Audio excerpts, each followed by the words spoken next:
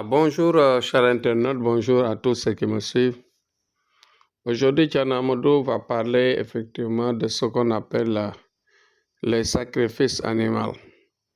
Vous voyez que ce domaine-là est un domaine très large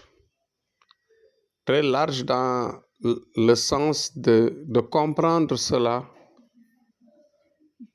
comme un remplacement d'âme.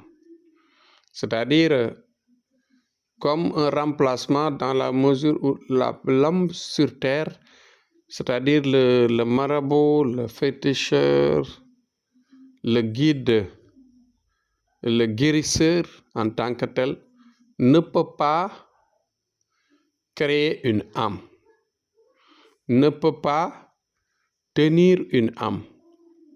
Mais ce qu'il peut faire, c'est de remplacer l'âme de l'humain qui est malade, l'âme de l'humain qui est dans le danger, l'âme de l'humain qui est en sursis, de le remplacer ou bien de la remplacer avec une âme animale. Voilà, c'est ce que beaucoup de gens ne comprennent pas. Ils pensent que quand tu fais le sacrifice animal, tu es en train de travailler comme un mécréant, par exemple, qui fait des choses qui ne sont pas... C'est-à-dire, tu fais appel à des esprits négatifs. Non, c'est pas ça.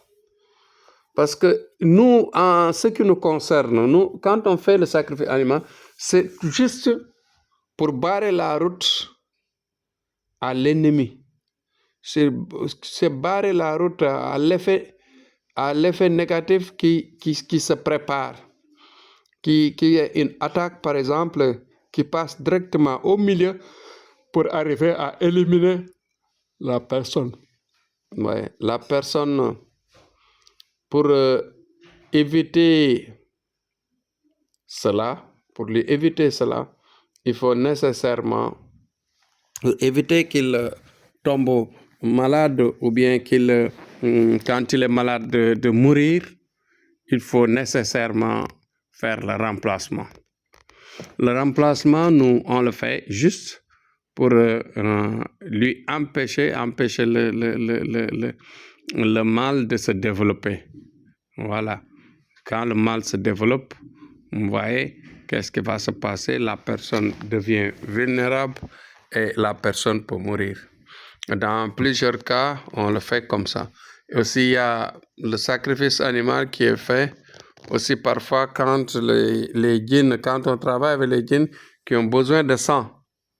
Il y a des djinns qui ont besoin de sang pour se nourrir et ensuite agir par rapport à ce qu'on leur demande de faire. Parfois, on leur demande d'aller déterrer des sorts, des mauvais sorts qu'on a placés quelque part pour des gens qui ont leur étoile de terre et qu'on a déterré des gris-gris, des choses contre eux pour les éliminer ou bien pour leur faire du mal, etc. Aussi, parfois, on peut faire le sacrifice animal pour juste empêcher, par exemple, à quelqu'un d'être blessé ou bien d'être envoûté dans son travail quand il s'agit de protéger la personne pour que son travail se développe, pour qu'il soit protégé contre la destruction ou bien, comment dirais-je, la chute de son activité. Parce que beaucoup de gens, en général, vous voyez, ils travaillent, ils se développent, ils développent leur travail, mais en un certain moment, qu'est-ce qui se passe? Ils peuvent arriver à un moment où, par exemple, ils passent d'un déclin très rapide, voilà, par un mauvais sort qu'on leur fait. Mais s'il y a le sacrifice animal, en général, cela renforce leur protection, cela renforce ce qu'on leur fait comme travail mystique pour que l'ennemi ne puisse pas les percer. Parce que si l'ennemi perce, qu'est-ce qui va se passer? Il va atteindre son objectif et il va faire le mal. Il va faire le mal et que la personne va chuter, va avoir des difficultés, va avoir des problèmes sérieux par rapport à ce qu'il demande. Voilà. Donc, voilà quelques points qu'il fallait éclaircir parce qu'il y a, je l'éclaircis juste parce qu'il y a des familles qui nous disent, dans notre famille, tel, on ne fait pas de sacrifice animal, on ne tue pas. Nos grands-parents nous refusaient de faire cela, etc. Non, c'est diamétralement opposé de ce qu'on fait. Non, ce qu'on fait, c'est juste un travail qui concerne nos djinns et qui concerne nos rawhan. Donc, le secret de travail que nous avons, c'est juste à notre niveau. Mais ce n'est pas, par exemple, de travailler dans le sens de vos données du passé. Voilà, de vos données du passé, dans le sens de suivre des mauvais esprits, de nourrir des mauvais esprits pour les préparer, les pomper à se développer pour encore faire d'autres mal par rapport aux personnes qui souffrent, aux personnes demandeurs. Non. C'est loin de là.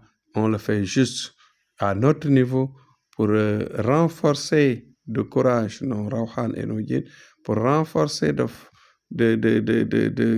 d'énergie à nos rawhan et à nos djinns pour qu'ils nous satisfassent dans les besoins que nous faisons pour satisfaire, bien sûr, nos clients.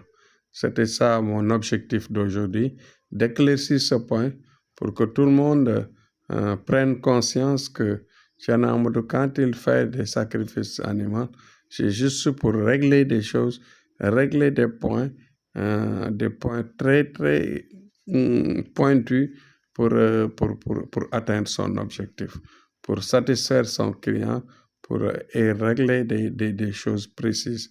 Voilà. Essayer aussi de partager le maximum les vidéos pour faire comprendre aux gens que voilà la réalité. Ce que nous faisons, ce n'est pas une aventure, ce n'est pas le fait de nourrir des esprits maléfiques, mais c'est pour les empêcher, pour avoir, comment dire, c'est pour développer nos rawhan et djinns, pour leur faire face au mal, pour effacer le mal et faire disparaître le mal. Courage à tous et demain, Inch'Allah, on revient sur un autre sujet. Merci beaucoup.